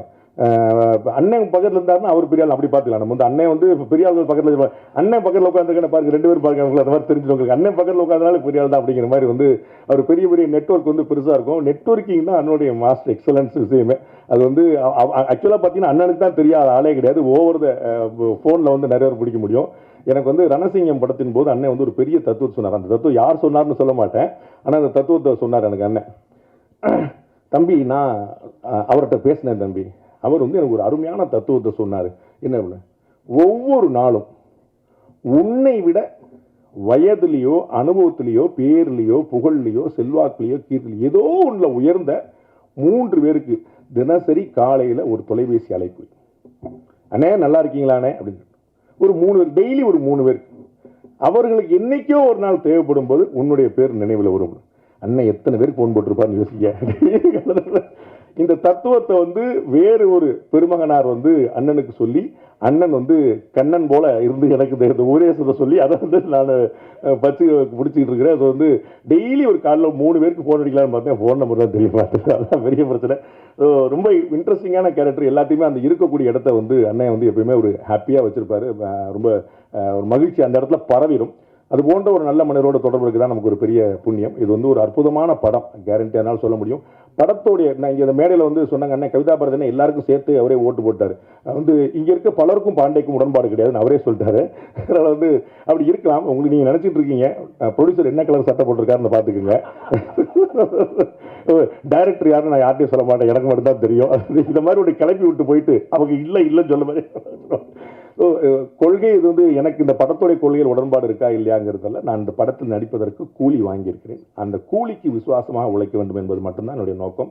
அதற்கு டைரக்டருக்கு இன்னொரு டேக் வரணுங்க அப்படின்னு சொல்லி அவருக்கு வந்து ஒரு டிஜிட்டலாக இருந்தாலும் இன்னொரு நாள் எடுத்துகிட்டு போயிடக்கூடாது. நாங்கள் வந்து அது மாதிரியான ஒரு வாய்ப்புனால தான் நாங்கள் வந்து 2 நாள் படத்தை முன்னாடியே முடித்தோம். ஸோ நமக்கு வந்து கமல்ஹாசன் சார் மாதிரி அவார்டு வாங்க முடியாது, சிவாஜி சார் மாதிரி பேர் வாங்க முடியாது, அது நமக்கு முன்னாடியே தெரியும். அதனால் நம்மளால் என்ன முடியுமோ நம்ம வந்து அதை மட்டும் சரியாக செஞ்சுருவோம். ஸோ டைரக்டருக்கு வருத்தப்படாமல், ப்ரொடியூசருக்கு கையை கிடைக்காமல் நம்ம என்ன வேலை பண்ண முடியுமோ அதை பண்ணிடுவோங்கிறத தவிர எனக்கு வேறு எந்த நோக்கம் இல்லை. அந்த வகையில் இது வந்து ஒரு பியூட்டிஃபுல்லான இன்ட்ரெஸ்டிங்கான படம். அதை வந்து நான் உள்ள கான்ட்ரிபியூட் பண்ணும்போதும் எனக்கு ஒரு பெரிய ஒரு ஈர்ப்பை ஏற்படுத்தி இருந்துச்சு, அது ஒரு பிணைப்பை ஏற்படுத்திருந்துச்சு. நான் அப்படி தான் எல்லா இடத்துலையுமே ஒர்க் பண்ணுறேன். அதனால் ஒரு பியூட்டிஃபுல்லான படம். பாருங்கள், உங்களுடைய நியாயமான விமர்சனங்களை வைங்க, நிறைய நண்பர்கள் கொண்டு போய் சேருங்க. இறைவன் துணையர்களுக்கும் நன்றி, வணக்கம். வெற்றி வந்து ஒரு ஆஸ்திரேலியாவுக்கு ஒரு ஷூட்டுக்காக போயிருக்காரு. ஆக்சுவலாக ப்ரொடக்ஷனாக நாங்கள் வந்து இது ரிலீஸ் டேட் நாங்கள் சொன்ன டேட் வேறு, நாங்கள் 2 வாரம் தள்ளி ரிலீஸ் பண்ணுறதால அவருக்கு இது ஏற்கனவே ஃபிக்ஸ் ஆனது. அதனால் வெற்றி வர முடியாத சூழ்நிலை. அதனால தான் இங்கே உங்கள் புகைப்படம் மூலமாக இருக்கார். அதே பிரிகிடாவுக்கும் ஒரு வர முடியாத ஒரு சூழ்நிலை, அவ்வளோதான், வேறு எந்த விஷயமும் கிடையாது. 2வது ஒரு பத்திரிகையாளருக்கு ஒரு வேண்டுகோளோட என்னுடைய இந்த பேச்சு ஆரம்பிக்கணும் அப்படின்ட்டு நினைக்கிறேன். லாஸ்ட் ப்ரெஸ் மீட் கண்டென்ட்டை நான் ஜென்ரலாக எல்லாமே எனக்கு வந்து ரேக்கா அனுப்புவாங்க. வீடியோ ஆகட்டும், அதோட வெப்சைட்டில் வர்ற விஷயங்கள், பிரிண்ட் மீடியாவில் வர்ற விஷயங்கள் அனுப்புகிறப்ப நான் ரேக்கா கிட்ட ஜென்ரலாக டிஸ்கஷன் கேட்டப்போ, என்ன ரேக்கா நீங்கள் வந்து ஒரு ஒரு ஒரு லைவாக ஒரு ப்ரோக்ராம் நடக்குது, ஆனால் எல்லா கண்டென்ட்டும் ஒரே கண்டென்ட்டாக இருக்குது, நீங்கள் வந்து எழுதி எல்லாருக்கும் அனுப்பிச்சிட்டு அதே போடுறாங்களா அப்படின்னு கேட்டப்போ, ஆமாம் சார் அப்படின்னு சொன்னாங்க. இது என்னோடய வேண்டுகோள். இப்போ எல்லாருக்கும் எப்படி உங்களுக்கு நீங்கள் என்ன எழுதணும், என்ன பிரிண்ட் பண்ணுன்ற உங்களுக்கு சுதந்திரம் உங்களுக்கு இருக்கோ, அதே மாதிரியான கருத்து சுதந்திரம் எனக்கு இருக்குது, எக்ஸ்பிரஸ் பண்ணுற சுதந்திரம் இருக்குன்னு நினச்சி உங்கள்கிட்ட சொல்கிறேன். எனக்கு என்னென்னா, ஒரு மேடை ஒரு நிகழ்ச்சின்றப்ப ஒவ்வொருத்தருக்கும் ஒரு பார்வைன்னு ஒன்று இருக்கும். நான் பேசுகிற ஒரு பேச்சு, மற்றவங்க பேசுகிற பேச்சு வந்து உங்களுக்குள்ள ஒரு தாக்கத்தை ஏற்படுத்தும். உங்களுக்குள்ள ஒரு விஷயம், பாண்டே சார் பேசின விஷயங்களை ரசித்த நீங்கள், ஒரு சிலர் சாதாரணமாக ஷான் சொன்ன மாதிரி உள்ளுக்குள்ளே அவர் மேலே வெறுப்பு இருந்துச்சுன்னா அதை நீங்கள் அக்செப்டே பண்ணியிருக்க மாட்டீங்க. எனக்கு இது அத்தனையும் உங்களுடைய எழுத்தில் வரணும்னு நினைக்கிறேன். இது அத்தனையும் உங்கள் எழுத்தில் வரணும்னு நினைக்கிறேன். என்னென்னா, உங்களுக்கு சொந்தமாக நீங்கள் பார்க்குற விஷயத்தை நீங்களே எழுதுகிறப்ப அதுதான் என்னை மாதிரியான படைப்பாளிகளுக்கு வந்து சந்தோஷத்தை கொடுக்கும்னு நினைக்கிறேன். முடியுமா? அதர்வைஸ் எனக்கு என்ன ஆயிடுதுன்னா, 10 ஆர்டிக்கல் படிக்கிற 10ம் அந்த ப்ரெஸ் நோட்டாகவே இருக்குது. அது வந்து எனக்கு ஒரு பெரிய திருப்தியை கொடுக்க மாட்டேது. ஒரு விமர்சனமாக நான் பார்க்குறேன். நீங்கள் இங்கே நடக்கிற நல்ல விஷயங்களை நீங்கள் சுட்டி காமிக்கணும். இங்கே நடக்கிற பாரு, இன்னைக்கு டைரக்டர் வந்து ரொம்ப அதிக பிரசித்தமாக பேசணுன்றது நீங்கள் எழுதுனா தான் எனக்கு சந்தோஷம்னு சொல்கிறேன். அந்த விமர்சனத்தை வந்து எதிர்பார்க்குறேன்.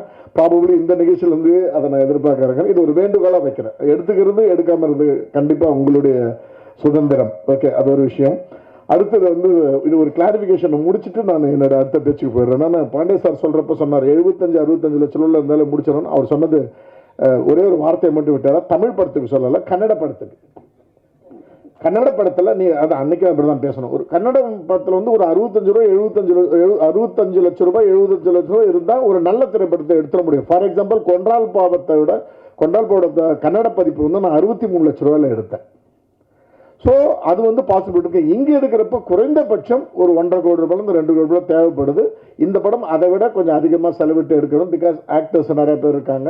ஷூட்டிங்கான நேரம் கம்மியாக இருந்தாலும் ஆக்டர்ஸ், டெக்னீஷியன் அந்த விஷயங்கள் இருக்குது. அது சின்ன கிளாரிஃபிகேஷன். ஸோ மைண்டில் ஒரு 65 லட்சம் 75 லட்சத்தில் எடுத்த படம்ன்றது நினச்சிக்காதீங்க. கண்டிப்பாக அதை விட அதிகமாக, அதுக்காக 10 கோடியில் எடுத்த படமும் கண்டிப்பாக கிடையாது. ஒரு மிட் பட்ஜெட்டில், கண்டிப்பாக லோ பட்ஜெட் கிடையாது, ஒரு மிட் பட்ஜெட்டில் எடுக்கப்பட்ட படம். அதையும் வந்து நான் இங்கே பதிவு பண்ண விரும்புகிறேன். அதுக்கு அடுத்தது இப்போ ஆக்சுவலாக இந்த மேடை வந்து ஒரு ஆடியோ ஒரு ஆடியோ லான்ச், ஒரு ட்ரைலர் லான்ச்ன்றதை பார்த்து ஒரு இடதுசாரி வலதுசாரி காதல் மேடையை தான் என்னால் பார்க்க முடிஞ்சு. அது வந்து உங்களுக்கு ஒரு காதல் மேடை. பட் இந்த காதல் வந்து உண்மையிலே ஹானஸ்டாக சொல்ல போனால் ஷானு, கவிதா பாரதி ப்ளஸ் என்னுடைய ஃப்ரெண்ட் ஒருத்தன் சரவணன், இவங்க 3 பேரும் கிரியேட்டிவ் டீமில் இருக்கிறப்ப சரவணன் வந்து எப்போவுமே கொஞ்சம் சைலண்ட்டாக இருப்பான். எப்போ ரொம்ப லிமிட்டடாக பேசுவான். அவன் வந்து ஒரு சைடில் ஒரு சேல்ஸ் மேனேஜராக இருக்கான். நிறைய விஷயங்கள் அவன்கிட்ட எனக்கு இன்புட் கிடைச்சிது இவங்க 3 பேரும் கிரியேட்டிவ் டீமில் இருக்கிறப்ப. ஆனால் ஷானும் கவிதா பாரதி சாரையும் இன்புட்டை பட்னு ரியாக்ட் பண்ணிவிடுவாங்க. ஸோ நான் முத பாண்டே சார்னு சொன்னப்போ வேணவே வேணாம் சார் அப்படின்ற வார்த்தை வரல. பட் எதுக்காக வரலன்றதையும் சொல்லிடுறேன். ஒன்று வந்து ஓகே, கொள்கை ரீதியாக ஷான் கூட எனக்கு தெரிஞ்சு ஒரு மாதிரி இடதுசாரியான சிந்தனை கொண்டவர் தான். இடதுசாரி வலதுசாரின்ற விஷயத்தில் அவங்க அந்த ஹெசிடேஷன் இல்லை. எப்படி வந்து இந்த கேரக்டரில் பாண்டே சாரை ஒரு பொருத்தி பார்க்குறாரு அப்படின்னு அவங்களுக்கு புரியல. எப்போ அந்த ஐஸை என்னால் பிரேக் பண்ண முடிஞ்சு அப்படின்னா, கவிதா பாரதி சாரை கூட்டின்னு போயிட்டு பாண்டே சாரை மீட் பண்ணப்போ தான் கவிதா பாரதி சார் வெளில வந்து, சார் இல்லை சார் உங்களோட செலெக்ஷன் கரெக்டு சார்னு அன்னைக்கு அவரால் அதை புரிஞ்சுக்க முடிஞ்சு. யாரால? கவிதா பாரதி சாரில். அது வரைக்கும் 2 பேருமே என்றைக்குமே கமெண்ட் பண்ணது கிடையாது. அது என் மேலே அவங்க வச்ச நம்பிக்கை. ஆக்சுவலாக கமெண்ட்டே பண்ணது கிடையாது. அது வந்து அந்த டீசன்சியை, அந்த கல்ச்சரை நான் வரவேற்கிறேன். ஷான் கூட அவ்வளோதான். அதே மாதிரி ஷானும் கூட அப்படிங்களா ஓகே அப்படின்னு இருந்தார். எந்த விமர்சனம் பண்ணல. நாள் ஷூட்டிங் பார்த்தவொன்னே சார் எக்ஸாக்ட்லி சார் உங்களுடைய இது கரெக்டாக இருந்துச்சுன்னு சொன்னார். ஸோ இந்த கல்ச்சரை எனக்கு அதை வந்து அந்த ஃப்ரெண்ட்ஷிப்பை அட்வான்டேஜ் எடுத்துக்காமல் அந்த பண்பாடை நீங்கள் கடைபிடித்ததுக்கு ரொம்ப நன்றி. இது ஒரு விஷயத்தை நான் சொல்லணும்னு நினச்சேன்.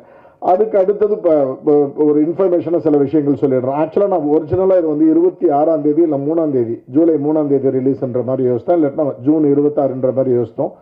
நிறைய டிஸ்ட்ரிபியூட்டர்ஸு, பிஸ்னஸ்ஸு அப்படிலாம் வந்து கடைசியாக இப்போ என்ன முடிவு பண்ணியிருக்கிறேன்னா, ஜூலை 10ஆம் தேதி படம் ரிலீஸ் ஆக போகுது. லவ் அந்த படமும் அனௌன்ஸ் பண்ணியிருக்காங்க. கூட இதய முறையிலையும் அனௌன்ஸ் பண்ணியிருக்காங்க. அந்த படங்கள் கூட இந்த படமும் ரிலீஸ் ஆக போகுது. இதை அஃபிஷியலாக நான் அனௌன்ஸ் பண்ணுறேன். ஏன் இந்த ஒரு ஜென்ரலாக என்னென்னா, இப்போ எல்லாமே சொன்னாங்க செம்ம பிளானிங், அவர் சொன்னதை அதே டேட்டுக்கு தான் பண்ணுவார் அப்படிலாம் சொல்லி சொன்னாங்க. ஒரே ஒரு விஷயம் என்னென்னா, இந்த டிஸ்ட்ரிபியூஷன் இப்போ இது டிஸ்ட்ரிபியூட் பண்ண போகிறது வந்து ட்ரைடன்ட் ஆர்ட்ஸ் ரவீந்திரன், என்னுடைய ஒரு 20 வருஷ நண்பர். உங்களுக்கு ரொம்ப ஈஸியாக ரைட்டிங்காக சொல்லணும்னா, ட்ரைடன்ட் ரவி முதலில் ப்ரொடியூஸ் பண்ண படத்தோட டைரக்டர் நான் தான். கன்னடத்தில் தான் அவர் படத்தை ப்ரொடியூஸ் பண்ணார். ரெயின்போ பிக்சர்ஸ்னு ஒரு ஃப்ரெண்ட்ஸ் எல்லாம் சேர்ந்து பண்ண படம் தான். அதுக்கு நான் தான் டைரக்டர். ஐ திங்க் 2004 5 நான் டைரக்ட் பண்ணேன். ஸோ அப்போலேருந்தே ரவீந்திரன் சார் எனக்கு பழக்கம். இந்த படத்தை டிஸ்ட்ரிபியூட்டராக பார்த்தது அவர் தான். அதன் பிறகு நிறைய பேர் பார்த்தப்ப எல்லா இதுலேயும் வந்து ஒரு சின்ன டிஸ்கஷன் வந்துச்சு. என்னென்னா, உங்களுக்கு பிஸ்னஸ் ரொம்ப அடிப்படையாக ஒரு விஷயம் தெரியும். ஒரு டிஸ்ட்ரிபியூஷன்ன்றப்ப இதுக்கு எவ்வளோங்க செலவு பண்ணணும், ஒரு 100 ரூபாய் செலவு பண்ணணும், 100 ரூபாய் செலவு பண்ணி ரிலீஸ் பண்ணுங்க அப்படின்னு. 100 ரூபாய் வந்துச்சுன்னா இவ்வளோ கமிஷன் கொடுக்கணும். 100 ரூபாய் வராட்டினா, கலெக்ட் ஆகாட்டினா எவ்வளோ கலெக்ட் ஆகுதோ மிச்ச காசை 60 நாளில் ரிட்டர்ன் பண்ணணும். இதுதான் ஒரு பிஸ்னஸ் ஃபார்மேட். இப்போ நான் எல்லாருக்கிட்டையுமே புதுசாக வந்து பெரிய டிஸ்ட்ரிபியூட்டர்ஸ் கிட்ட போட்ட கண்டிஷன் என்னென்னா, 100 ரூபாய் வேணும், அந்த 100 ரூபாய் நீங்கள் செலவு பண்ணாதீங்க, எங்கள் கையில் கொடுங்க, என்ன பப்ளிசிட்டி பண்ணி எப்படி பண்ணணுன்றதை நாங்கள் பண்ணிக்கிறோம். ஏன்னா இது ரிட்டர்னபிள் அட்வான்ஸ் நீங்கள் கொடுக்கறது. இது ஜென்ரலாக என்ன பண்ணுவாங்கன்னா, போஸ்டருக்கு நான் காசு கொடுத்துக்கிறேன், எல்லாமே நாங்கள் செலவு பண்ணுறோம், கையில் வச்சோம். இல்லை, அந்த கண்டிஷனில் நான் படம் கொடுக்க மாட்டேன்.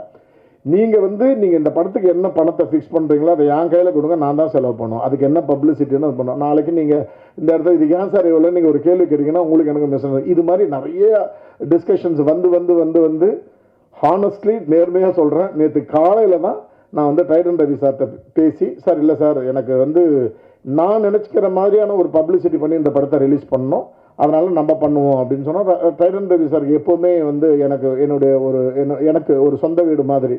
எல்லா விஷயத்துக்கும் என்னால் ஈஸியாக போயிட்டு எது வேணாலும் இது பண்ண முடியும். நாங்கள் ஒரு டேர்ம்ஸ் பேசிட்டு அவர் ஒத்துக்கிட்டார். ஸோ ஜூலை 10ஆம் தேதி இந்த விஷயங்கள் நடக்குது, படம் ரிலீஸ் ஆகுது. ஸோ அதுக்கு வந்து உங்களுடைய சப்போர்ட், முழுமையான சப்போர்ட் தேவை. இது எத்தனையும் வந்து இன்ஃபர்மேஷனாக பேசிட்டேன். இப்போ வந்து இந்த படத்தை பற்றி பேசுகிற சில விஷயங்கள், ஃபஸ்ட்டு இந்த மியூசிக்கை பற்றியும் படத்தை பற்றியும் நிறையா விஷயங்கள் பேசிட்டேன். ஒரே ஒரு 2 எக்ஸாம்பிள் மட்டும் சொல்லிட்டு என்னுடைய பேச்சை முடிச்சுக்கணும்னு நினைக்கிறேன். ஒரு மனிதன் வந்து ஒரு சூழ்நிலை காரணமாக ஒரு குற்றவாளியாக ஆகிறான். அந்த குற்றவாளி நிலைமை ஆகிறப்ப அவனுடைய அப்நார்மலிட்டி, ஒரு அசாதாரணமான சூழ்நிலை தான் அவனை வந்து குற்றவாளியாக மாற்றுது. அதனால் அவன் ஒரு சாதாரண மனிதன் மாதிரி சிந்திக்காமல் அசாதாரணமாக சிந்திச்சாலும் குற்றவாளி ஆகிறான். அவனுக்கு திருந்தறதுக்கான வாய்ப்பை எத்தனை நேரம் வேணாலும் கொடுக்கணும் அப்படின்றது என்னுடைய எண்ணம். இது என்னுடைய ஸ்டாண்டு. இதை இந்த படத்தில் நான் பேசியிருக்கேன். ஓகேங்களா? எத்தனை முறை வேணாலும் அவனுக்கு சந்தர்ப்பம் கொடுக்கணும். அவன் திருந்தாட்டாலும் திருந்துன்னு சொல்லணும். அதுக்கு நான் சொல்லியிருக்கிறதே வந்து குழந்தை வளர்ப்பை பற்றி நான் சொல்லியிருக்கேன். நம்ம குழந்தை தப்பு பண்ணுறப்ப 10 வாட்டி அவன் தப்பு பண்ணால் கூட 10 வாட்டி அடிச்சுட்டு திரும்ப சரி இனிமேட்டு செய்யாத அப்படின்னு சொல்லுவேமே தவிர அவன் வந்து வீட்டை விட்டு வெளியே போன்ற அந்த எக்ஸ்ட்ரீம் ஸ்டெப்ஸ் நம்ம எடுக்கிறது வந்து ரொம்ப ரொம்ப ரேர். அதர்வைஸ் நம்ம அடிச்சுட்டு திரும்ப யோசிச்சுட்டு தான் இருப்போம். அடிச்சிட்டோமே, இப்படி பண்ணிட்டோமே அப்படின்னு யோசிப்போம். ஒரு குழந்தை வளர்ப்பெடுப்புன்ற வார்த்தையை நான் யூஸ் பண்ணியிருக்கேன். இதே தான் இந்த படத்தில் நான் சொல்ல வர கருத்து. ஆனால் என்னுடைய கருத்தை திணிக்கிறதுக்கான ஒரு படம் இது கிடையாது. அப்ப ஆப்போசிட்ல இருக்கிறவங்களுக்குன்னு ஒரு கருத்து இருக்கும்ல, ஒரு எதிர் கருத்து இருக்கும்ல, அந்த கருத்தையும் இதுல பேசியிருக்கோம். ரொம்ப ஒரு என்டர்டைன்மெண்டான படம் சொல்ல மாட்டோம், ரொம்ப எங்கேஜிங்கா இருக்கிற ஒரு படம். அதுல ஆங்காங்கே என்டர்டைன்மெண்ட் விஷயங்கள் இருக்குமே தவிர ரொம்ப எங்கேஜா உங்களை ரொம்பவும் ஒரு ஒரு ஒரு உலகத்துக்குள்ள ஒரு ஜெயிலுக்குள்ள கொண்டு போவோம், திரும்ப ஒரு வில்லேஜுக்குள்ள கூட்டு போவோம். அது மாதிரியான ஒரு கதை அம்சம் இருக்கிற விஷயம். இந்த குற்றவாளி இந்த ஒரு சூழ்நிலையால ஒரு மனுஷன் குற்றவாளி ஆகிறான்றதுக்கு நான் ரெண்டு விஷயம் தான் சின்னதாக ரெஃபர் பண்ணிட்டு நான் என்னுடைய பேச்சை முடிச்சுக்கலான்னு இருக்கேன். ஒன்று, நான் ஒரு சென்ட்ரல் கவர்மெண்ட் எம்ப்ளாயாக ஒர்க் பண்ணிருந்தப்ப, நான் பேச்சுலராக இருந்தப்ப எனக்கு சின்ன வயசுலேருந்து மியூசிக் கற்றுக்கணுன்ற ஆசை இருந்துச்சு. ஓரளவுக்கு சுமாராக பாடுவேன். ஸோ ஆனால் மியூசிக் கற்றுறதுக்கான பொருளாதார சூழ்நிலை எனக்கு வந்து இல்லை. எங்கள் அம்மாவுக்கு அவ்வளோ எஃபர்ட் பண்ண முடியல, சிங்கிள் பேரண்ட்ன்றதால. நான் பெங்களூர் போயிட்டு சென்ட்ரல் கவர்மெண்ட் எம்ப்ளாய் ஆன உடனே நான் ஃபஸ்ட்டு பர்ச்சேஸ் பண்ணது வந்து ஒரு கீபோர்டு, ஒரு கேஷியோ கீபோர்டு தான் பர்ச்சேஸ் பண்ண ஒரு பேச்சுலர் ஒரு ரூமில் ஒரு 2வது மாடியில் 3வது மாடியில் அல்சூரில் தங்கி இருக்கிறப்ப செழியன்னு சொல்லி ஒரு தமிழ் ரவுடி, ஆல்ரெடி நான் அந்த இடத்துல இருந்தப்போ அவன் ஆல்ரெடி ஒரு 10-12 கொலை பண்ண ஒரு ரவுடி. அன்னைக்கு அவனுக்கு குடிக்க காசு இல்லாமல் வந்து அந்த கீபோர்டை எடுத்துன்னு போயிட்டான். நான் இந்திரன் சொல்லி ஒரு ஸ்ரீலங்கா தமிழன், நாங்கள்லாம் உட்காந்து சாப்பிட்னு இருக்கோம். அவன் பாட்டுன்னு வந்தான், டே குடிக்க காசு இல்லடான்னு சொல்லிட்டு நேராக வந்தான், கீபோர்டு எடுத்துகிட்டு போயினே இருந்துட்டான். முதல் முறையாக வாழ்க்கையில் நான் யோசித்தோம், என் வாயில கெட்ட வார்த்தை ஆக்சுவலாக வந்துச்சு, நான் கண்ட்ரோல் பண்ணிட்டேன். நீ சரி, நீ பெரிய கொலை, நீ பெரிய ரவுடி இல்லடா, உன் சாவை என் கையில்டானே என் மைண்டில் வந்துச்சு. ஏன்னா 19-20 வருஷம் கழிச்சு நான் கனவு கண்டு வாங்கி வச்ச ஒரு கீபோர்டு ஒருத்தர் திருடுன்னு போகிறப்ப என் மைண்டில் வந்துச்சு, இவனை எப்படின்னா நான் போட்டுருணுண்டா அப்படின்ட்டு. நான் ஒரு சென்ட்ரல் கவர்மெண்ட் எம்ப்ளாயாக போயிருக்கேன் விழுப்புரத்துலேருந்து. என் மனசில் வந்து என்னைக்காவது பண்ண ஒரு 6 மாதம் எனக்கு அந்த எண்ணம் இருந்தது, இவனை எப்படின்னா போட்டுருணும். ஆனால் போலீஸில் மாட்டக்கூடாது அப்படின்ற எண்ணம் வந்துச்சு. எதுக்கு வந்துச்சுன்னா பணத்துக்காக, புகழுக்கு, எதுக்காகவே வரல. என் கீபோர்டையும் தூக்கின்னு போயிட்டான். ஸோ நான் டிப்ளமோ படித்து நான் வந்து ஒரு சிங்கிள் பேரண்ட்ல பயங்கர தெளிவாக வளர்ந்தேன். இது எதுவுமே இல்லை, அந்த சூழ்நிலை என்னை அப்படி யோசிக்க வச்சுச்சு. ஒரு கோகாரன் அப்புறமா ஒரு பாயிண்ட்ல வந்து அந்த இந்திரன் சொல்லி ஸ்ரீலங்கா தமிழன் ஒரு அகதி, அவன் தான் எனக்கு சொன்னான், ஏங்க பாவம் அவன் பிச்சைக்காரன், எடுத்துன்னு போயிட்டான், காசு இல்லாதவன், நம்மளுக்கு சம்பாதிக்க எது இருக்கு, விட்டு போங்க, என்ன அதெல்லாம் யோசிக்காதீங்கன்னு சொல்லி என் மனசை மாத்தினான். கடவுள் புண்ணியத்தில் எனக்கு ஒரு அந்த கட்டுப்பாடு இருந்துச்சு. அதனால அது குற்றவாளியோட சூழ்நிலையை சொல்றதுக்காக சொல்றேன். இது ஃபர்ஸ்ட் எக்ஸாம்பிள். 2வது எக்ஸாம்பிள், நான் வந்து விழுப்புரத்துலேருந்து பெங்களூர் ட்ராவல் பண்ணப்போ ட்ரெயினில் எனக்கு கை குழந்தை, எனக்கு 3 மாதம் குழந்தை, ட்ராவல் பண்ணினப்போ ஓமலூர் ஸ்டேஷனில் ஒரு வயசான ஆள் எங்கள் கூடயே ட்ராவல் பண்ணி என்னோட சூட்கேஸில் இருந்த கம்ப்ளீட் நகை, ஒரு அந்த காலத்தில் வந்து அது 1.5 லட்சமோ 2 லட்சமோ கேஷ், ஏதோ ஒரு பையன் என்னோடய ஃப்ரெண்டுக்கு வேலை வாங்கி கொடுக்குறதா வச்சு அந்த காசை ஒரு சூட்கேஸோடு அடிச்சுன்னு இறங்கி ஓடி போயிட்டார். கையில் குழந்தை இருக்குது, ஓமலூர் ஸ்டேஷனு, என்னால் ஓடி போய் அவர் பிடிக்க முடியல, இமீடியட்டாக ட்ரெயினும் மூவ் ஆகிடுச்சு. அந்த பாயிண்ட்ல இருந்து நான் என் ஒய்ஃபும் வந்து சென்ட்ரல் கவர்மெண்ட் எம்ப்ளாய் தான். நான் ரொம்ப கடனுக்கு உள்ளாகிறேன். ஒரு மிடில் கிளாஸ், நான் ஒரு லோயர் மிடில் கிளாஸ் ஆகி ஒரு மிடில் கிளாஸ் இப்போ தான் நெக்ஸ்ட் லெவலுக்கு போயிட்டு இருக்கேன். அதுக்கு நடுவில் இவ்வளோ நகையை இழக்கிறேன், இவ்வளோ பணத்தை இழக்கிறேன். 2 பேருமே சென்ட்ரல் கவர்மெண்ட் எம்ப்ளாய் இருந்தால் கூட கொஞ்சம் கஷ்டமாக இருக்குது. கடன்ன்ற விஷயம் எனக்கு பில்ட் ஆகினே போகுது. இந்த சூழ்நிலையில் இதை எப்படி ஹேண்டில் பண்ணுறதுன்னு ஒரே ஸ்ட்ரெஸ்ஸு. விழுப்புரத்துலேருந்து சென்னைக்கு ட்ரெயினில் போயின்னு இருக்கிறப்ப எக்மோர் ஸ்டேஷனில் ஏறுறேன். ஆப்போசிட்டில் ஒரு கப்பல் உட்கார்ந்து இருக்காங்க. ஒரு லேடி வந்து நிறைய நகை போட்டுன்னு இருக்காங்க. காரைக்குடியோ மதுரை எங்கே போகிற ஒரு லேடி. அவங்க ஹஸ்பண்ட் வந்து சொல்கிறாரு, நீ இப்போ ட்ரெயின் ஸ்டார்ட் ஆனோடனே தூங்கிடுவ, நகையெல்லாம் எடுத்து கட்டி உள்ளே வை அப்படின்னு சொல்கிறாரு. எல்லாத்தையும் கட்டி நகையெல்லாம் கட்டி அந்த அம்மா உள்ளே வச்சிடுறாங்க. தாண்டி செங்கல்பாடு கூட தாளில் 2 பேருமே தூங்கிடுறாங்க. என் மைண்டில் வந்தது என்னென்னா, எப்போவுமே கடவுள் மேலே ஒரு பாரத்தை போடுவோம்ல, கடவுளே நம்ம காமிச்ச வழின்ட்டு. நான் யோசித்த விஷயம் என்னன்னா, ஒருவேளை என்னுடைய கடனை என்கிட்ட இருந்து ஒருத்தன் அடிச்சுன்னு போனான்ல, அதுக்கு தான் கடவுள் எனக்கு ஒரு வழியை காமிக்கிறார் போல இருக்கு. ஒரு வேலை பண்ணலாம், விழுப்புரத்தில் இறங்கினா தானே பிரச்சனை. முண்டிய மாதத்தில் இந்த நகை, நான் ஒரு சென்ட்ரல் கவர்மெண்ட் எம்ப்ளாயி, நான் ஒரு இன்ஜினியரிங் லெவலில் படிச்சுட்டு உள்ளே போகிறேன். எனக்கு என் மைண்டில் வந்த விஷயம்னா கடவுள் எனக்கு காமிச்ச வழி இது அப்படின்னு சொல்லிட்டு முண்டியம்பாக்கத்தை அடிச்சுட்டு நம்ம இறங்குறோம் அப்படின்னு என் மைண்டில் வருது. நான் தனியாக தான் ட்ராவல் பண்ணுறேன். ஆனால் ஒரே ஒரு விஷயம் தான் என்னை ரியலைஸ் பண்ண வச்சுச்சு. என்னென்னா, அன்னைக்கு நைட்டு நான் அழுக தானே நான் முண்டியம்பத்தில் இறங்கணும், இவங்கள்ட்ட நகை இல்லைன்னா இவங்க தானே அதை அழுவாங்கன்ற ஒரு எண்ணம் வருது. என் எண்ணம் மாறி போயிடுது. ஸோ எல்லா குற்றவாளிகளுக்கும் அந்த பிரேக்கிங் பாயிண்ட் அந்த பிரேக்கிங் பாயிண்ட் கிடைக்குமா, அந்த ரியலைசேஷன் பாயிண்ட் கிடைக்குமான்னு தெரியல. ஆனால் பிரேக்கிங் பாயிண்ட் கிடைக்காதவன் குற்றவாளி ஆகிடுறான். என்னை பொறுத்த வரைக்கும் அவன் தான் குற்றவாளி ஆகிடுறான். அந்த குற்றவாளியை மன்னிச்சிடுங்க, நான் வந்து ஒரு இயேசுநாதராக ஆகிடுங்க அதெல்லாம் சொல்ல வரல. நான் ஒரு அசாதாரணமான ஒரு மனநிலை தான் உங்களை குற்றவாளி ஆக்குது. அவனுக்கான அந்த அட்டம்ப்டை இந்த சொசைட்டி பண்ணினே இருக்கணும். பண்ணுறப்ப அதுக்கான ரிசல்ட்டை பார்க்க முடியுன்ற விஷயத்தை ரொம்ப ரொம்ப ஸ்ட்ராங்காக ரொம்ப என்கேஜிங்காக பண்ணியிருக்கேன். 6ஆம் தேதி டு 8ஆம் தேதி இந்த 3 நாள், ஜூலை 6 to 8 இந்த 3 நாளில் ஒரு நாள் வந்து ப்ரெஷ் ஷோ இருக்கும். அந்த 8 இப்போதைக்கு பண்ணி வச்சுருக்கோம். நாங்கள் ட்ரை பண்ணின்னு இருக்கோம். 7ஆம் தேதி எங்கள் அப்பாவோட தேவசம். ஸோ நான் சென்டிமெண்ட்டாக கேட்டுக்கிட்டேன்.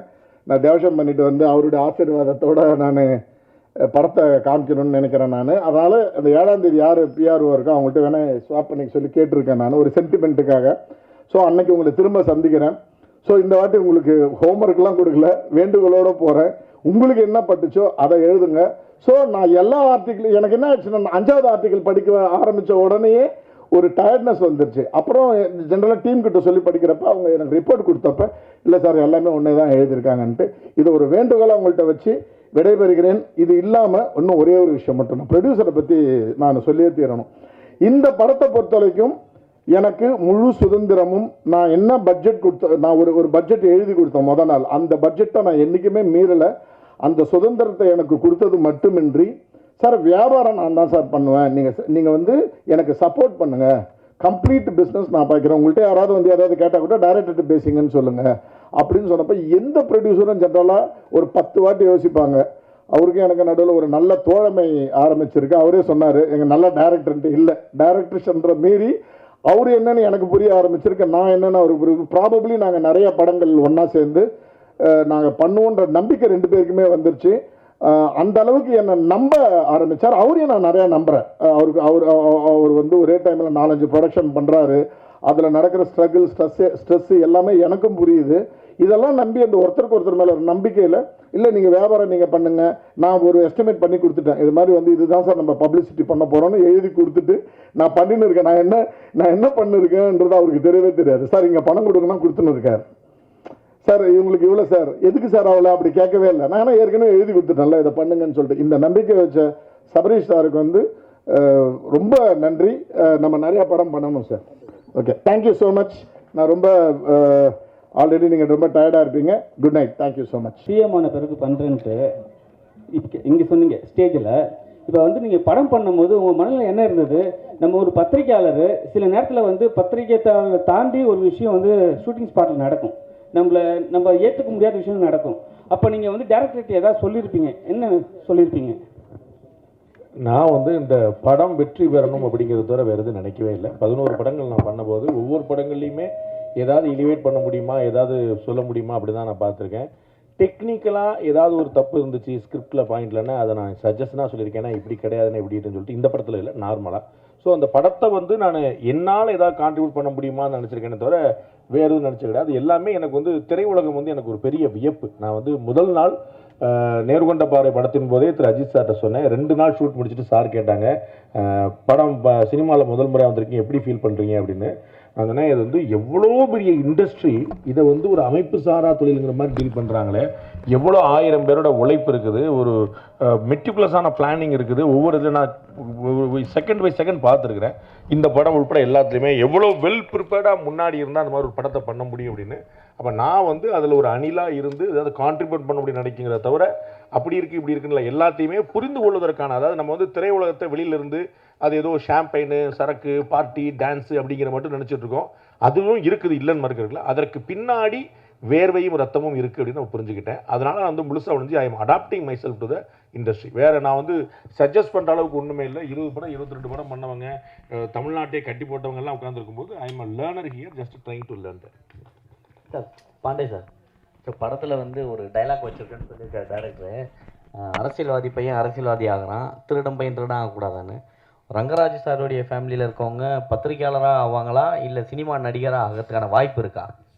அதெல்லாம் தெரியல. நம்ம வந்து ஏதோ பிள்ளைகளாக வந்து நம்ம சொல்லுபடி கேட்டு வருதான்னு நம்ம வந்து அது வந்து எவ்வளோ பழைய டயலாக் ஒன்று வச்சுருக்காங்க. வந்து எங்கள் அப்பா தான் என்னையை கேட்டு பேக்கலை, என் பிள்ளையும் என்னை கேட்டு வரல அப்படிங்கிற மாதிரி ரெண்டுக்குமே ஒரு லாஜிக்கலான ஒரு பாயிண்ட் அது. அதனால் வந்து அடுத்த தலைமுறை எப்படி வருதுங்கிறது அவங்க கையில் இருக்குது, எனக்கு எதுவும் தெரியாது. நானே வந்து கவிதா வந்து நடிகர்னு அழைக்கிற அளவுக்கு நான் தகுதியில் வந்திருக்கேன்னு எனக்கே தெரியல. நான் ஓரமாக உட்காந்து வேடிக்கை பார்த்தேன், பொசுக்குன்னு கொட்டிங்க உணர்ந்து போல் தள்ளி வந்திருக்காங்க. ஸோ சந்தர்ப்பங்கள் எல்லாமே தீர்மானிக்குது. அதனால் ஐ டோன்ட் நோ, நானே என்ன ஆகப்போறேன்னு தெரியல, பிள்ளைகள் என்ன ஆக அவர்களுக்கான ஒரு வாய்ப்பு இருக்குது. நம்ம ஒரு அப்பாவாக நான் ஒரு சேனலைஸ் பண்ண வேண்டிய இடத்துல இருக்கிறேன். I think I will show them the right direction. Sir director sir, உங்கள்கிட்ட ஒரு கொஸ்டின் சார். இப்போது தமிழ் படத்துக்கு 1.5 கோடி ரூபா அந்த சம்திங் சொல்கிறீங்க, கன்னட படத்துக்கு வந்து 75 சம்திங். எதனால சார் அந்த வேரியேஷன் நினைக்கிறேன்? டோட்டலாக வந்து உங்களுக்கு வந்து சாதாரணமாக உங்களுக்கு பாட்டால் ஆரம்பித்து நடிகர்களோட சம்பளம், டெக்னீஷியன்ஸோட பேமெண்ட்டு எல்லாமே வந்து மாறுபடுது. ஆல்மோஸ்ட் வந்து உங்களுக்கு 30 to 40% டிஃப்ரென்ஸ் வரும் உங்களுக்கு இது வைஸ். அதே மாதிரி வந்து உங்களுக்கு அங்கே வந்து ஒரு ஃபார் எக்ஸாம்பிள் ஒரு ஈசிஆரில் ஒரு பங்களாவில் ஷூட் பண்ணோன்னா இன்றைக்கி 1.5 லட்ச ரூபா 2 லட்ச ரூபா லொக்கேஷன் இது. அங்கே வந்து பெங்களூர்லேயே பெரிய பங்களா ஒன்று இருக்குது, ஹாலிவுட் ஹவுஸோ ஏதோ ஒன்று சொல்லுவாங்க, 3 வெரைட்டி ஆஃப் பங்களோ, நிறைய ஆடெல்லாம் பண்ணுவாங்க. அந்த வீடு ஷூட் பண்ணாலும் 55,000 ரூபா தான். ஸோ இது எல்லாமே நிறைய டிஃப்ரென்ஸ் இருக்குது. அது ஒன்று ப்ளஸ் நடிகருடைய சம்பளம், லேபர் விஷயங்கள் எல்லாமே. இங்கே வந்து ஒரு 1300 ரூபா ஒருத்தவங்களுக்கு ப்ரொடக்ஷன் கொடுக்கணுன்னா அங்கே 920 ரூபா 400 ரூபா டிஃப்ரென்ஸ் இருக்குது. அந்த விஷயங்கள் வந்து மாறும். அப்புறம் வந்து இன்னொரு விஷயம் என்னென்னா, சில வாட்டி நம்ம பேசிக்கிட்டு செய்யலாம். அங்கே இது ஒன்று நீங்கள் பண்ணாமல் இருங்க அப்படின்ட்டு. இங்கே கொஞ்சம் அந்த யூனியன் அந்த விஷயங்கள் ஸ்ட்ரிக்டாக இருக்கிறதால அது அவங்க அதை ஃபாலோ பண்ணுறாங்க. அங்கே அது கிடையாது, கொஞ்சம் லிபரலாக இருப்பாங்க. Sir Rangaraj Pandey sir. Sir வணக்கம். தமிழ் சமூகத்தில் வந்து சமூக போராளிகள் எவ்வளோ பேர் வந்து இன்றைக்கி வந்து அரசியலுக்கு வர்றதுக்கு காலங்காலமாக உழைச்சி மக்களுக்காக போராடி ஒரு இடத்த வந்து அடைஞ்சி முதலமைச்சர் சீட்டில் வந்து உட்காந்துருக்காங்க. தமிழ் சினிமாவில் நடித்த உடனே நீங்கள் வந்து அரசியல் வந்து முதலமைச்சர் ஆகிடுவேன் அப்படின்னு சொல்லியிருக்கீங்க. இது எதன் அடிப்படையில் நீங்கள் அந்த கருத்தை சொன்னீங்க சார்? உங்களுக்கு ஒரு தம்ப்நெயில் கிடைக்கணுமேனு தான், வேறு ஒன்றுமே கிடையாது. அந்த மாதிரிலாம் ஒன்றும் இல்லை. நமக்கு நம்ம யாருங்கிறது தெரியும். கலைஞர் ஒருத்தர் சொன்னார், நீங்கள் ஏன் பிரதமராக இல்லை? கலைஞர்கிட்ட கேட்குறாங்க, எல்லா பிரதமரும் உங்களை வந்து பார்க்குறாங்களே, நீங்கள் ஏன் பிரதமர் ஆகலை முயற்சி பண்ணாங்க? அவர் சொல்கிறார், எனக்கு என்னுடைய உயரம் தெரியும்ட்டார். அவ்வளோ பெரிய மனிதனுக்கே தெரியும் போது நம்ம புதுசுமா ஜாலி பண்ண நீங்களாம் இருக்கீங்கிறது தைரியம் தான். வந்திருந்து சிறப்பு செய்த அனைவருக்கும் அன்பும் நன்றியும். Thank you so much.